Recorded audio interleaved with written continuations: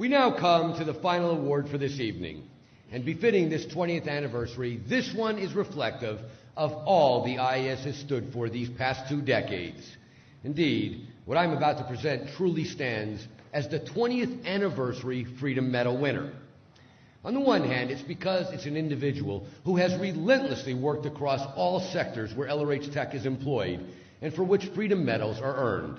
Religious freedom, overcoming governmental oppression, bringing an end to psychiatric abuses, injecting LRH Tech into society, and disseminating Scientology itself. Yes, the whole panoply. But that really doesn't say it all. For the real picture, I return to what I referenced at the start of this evening. Responsibility. In keeping Scientology working, LRH laid down the standard. When somebody enrolls, consider he's joined for the duration. That is the responsibility every Scientologist has. We all know it, and while it may sometimes be hard to confront, the fact remains it is our responsibility to be Scientologists, no matter where we live or work, no matter our resources or excuses. If you are a Scientologist, you are one of the relative few that hold the answers in your possession that all humankind depend upon. But you don't sit on the only answer that's ever been there. You don't ever give a second thought to the personal stakes involved. But now let's take it one step further. How much responsibility can one take? Look at it this way. If a Scientologist is a street sweeper, it is his responsibility to apply Scientology to his zone and whoever he may interact with.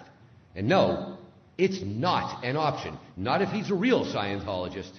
And when his head hits the pillow each night, he'd better know he did all he could. Yes, all manner of reasons could exist to not do so, but let's face it, he might be able to fool others, but not himself. Similarly, a housewife has the same responsibilities for her family and extending out to the school her children attend and so forth. Then again, a corporate executive.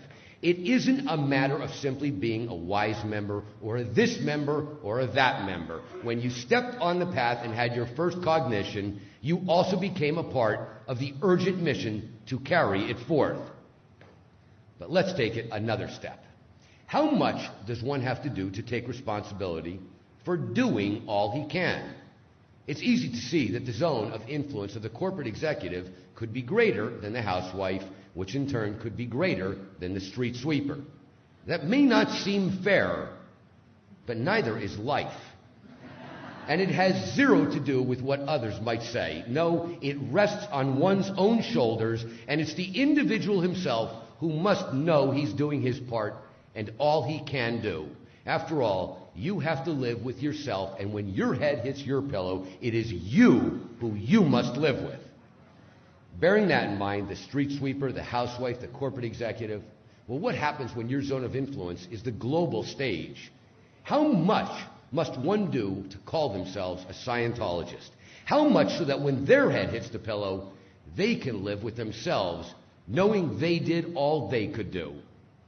That is our final story this evening. It's a story that affects every Scientologist, for all of us are the beneficiaries of what he presents. And that is why it is my honor to present our first Freedom Medal of Valor to the most dedicated Scientologist I know. There is a worldwide arena where the game is played for the fate of whole populations. Where one side schedules entire generations for psychiatric drugging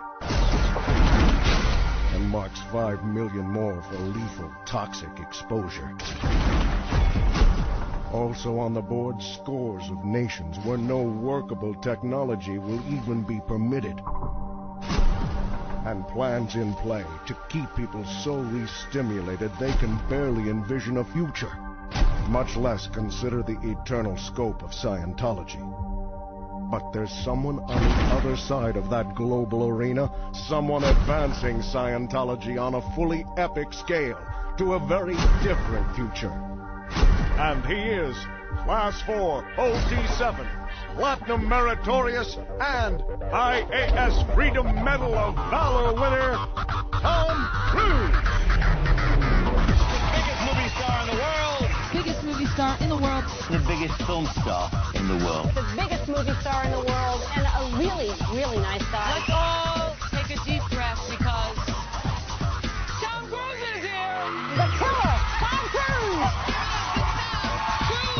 The man, the legend, Tom Cruise!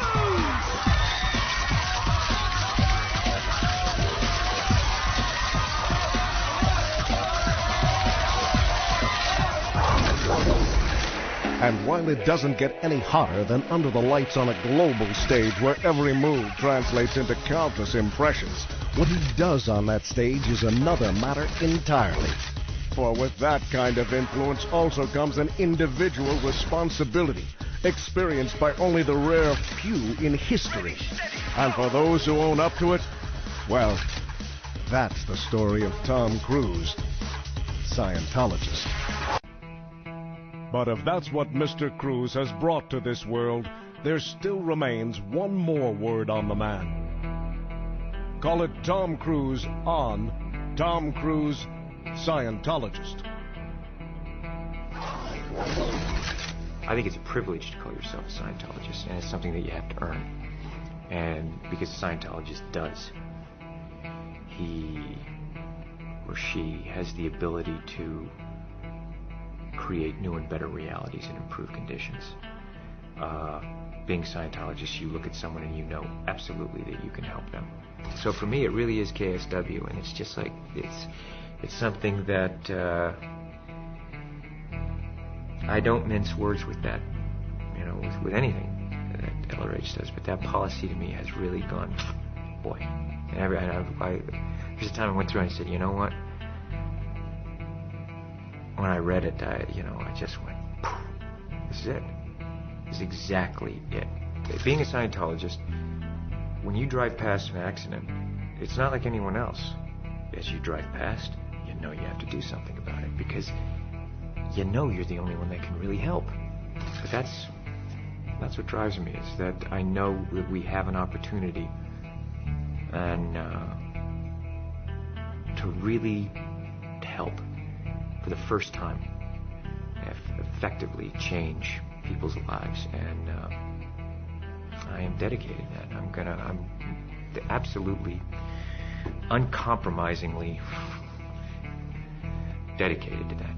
The orgs are there to help, okay, but we as also the public, it's like, we have a responsibility. It's not just the orgs, it's not just Dave Miscavige, it's not just me, it's you, it's everyone out there kind of rereading KSW and looking at what needs to be done and saying, okay, am I going to do it or am I not going to do it?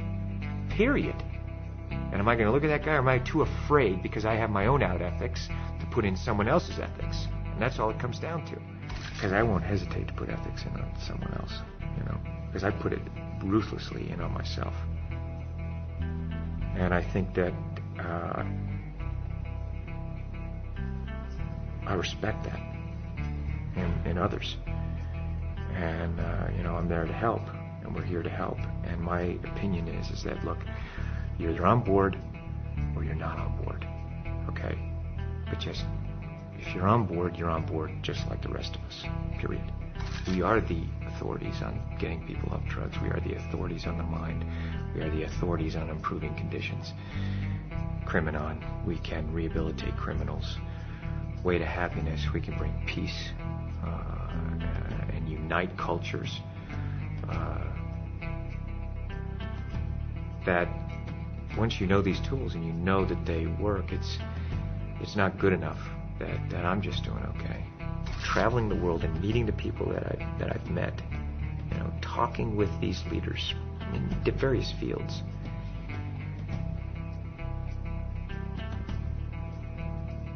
They want help, and they are depending